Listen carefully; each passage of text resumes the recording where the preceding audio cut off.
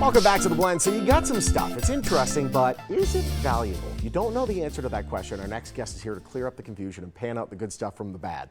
And here with a lot of bad stuff is the owner of Las Vegas Coin Company, John Jankowski, alongside longtime collectibles buyer Scott Delors. You guys have seen some stuff come in. We have. You know what's Yes, good, and you know what ain't. And we brought some of what ain't. All right? Let's talk about some of the, ultimately, you got to feel a little bit bad. You being in this business, people are coming in, they're thinking what they have is worth a ton, and you're looking, you're like, oh, I'm going to have to ruin someone's day.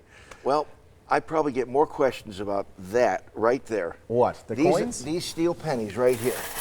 Steel penny. Okay, thanks. Oh, jeez. All right, thanks. Okay. These are really not as valuable as they might appear. They're steel. I mean, yes. Okay.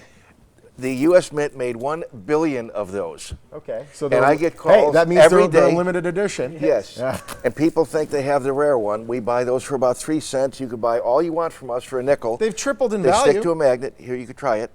You try. I have no hands. What are you doing? Here we go. Wow, look at that. These all right. stick to a magnet. Wow. And so these are one example of, we get more calls on that than anything else. My goodness. We'll clean this up later. I'm sorry. Okay. So the pennies, everyone, they have that little jar of the interesting. They're like, wow, this seems a little different. They're really not worth that much. No, they're really not. But people don't see them in change, so they think, wow, this is really something rare. Yeah. We brought a few other marvelous things here to show as well. The plates and the crystal and stuff like that. It is. It's such a shame. As John was mentioning, there's a lot of stuff people think is rare. Yeah. In the collectible world, we have items even as old as 40 years old in its original box. Plates, collector plates, bells, even with the name Hummel, original packaging, and they say, oh, mine has the packaging, mine has the certificates.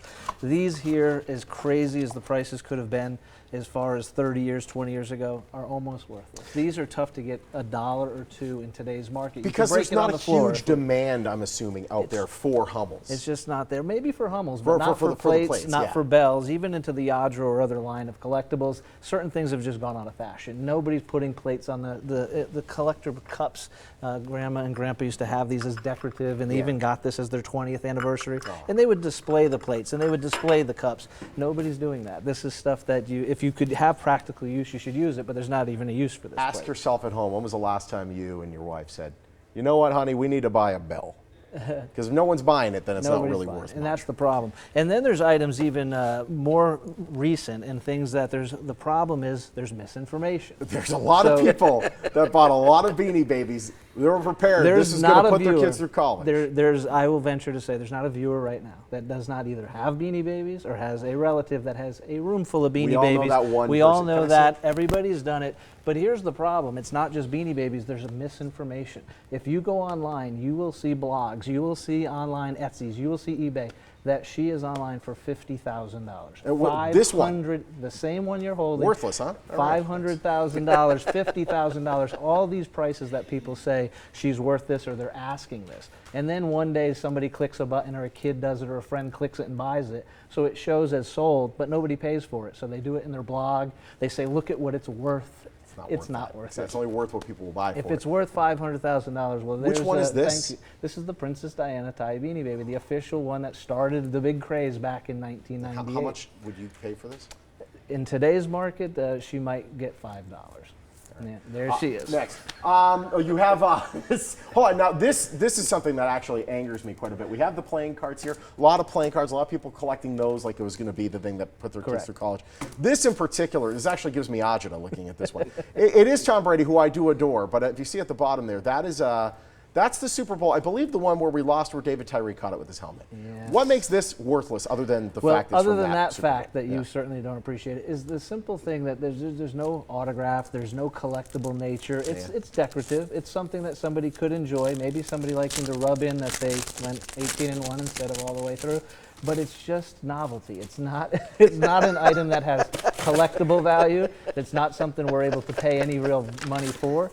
Now, had Tom Brady signed the photo, and if he has a certified signature on the photo or the football, bring that on in for sure. But as you can see, that's probably not something we're thinking of value. It took 12 years, but I feel better now. So if you have some stuff, whether you think it has value or not, sometimes you just don't know. You bring it to you, the experts, and you'll be able to tell us. Absolutely. That's the best. But often, if somebody calls us on the telephone, we could qualify them in advance. Gotcha.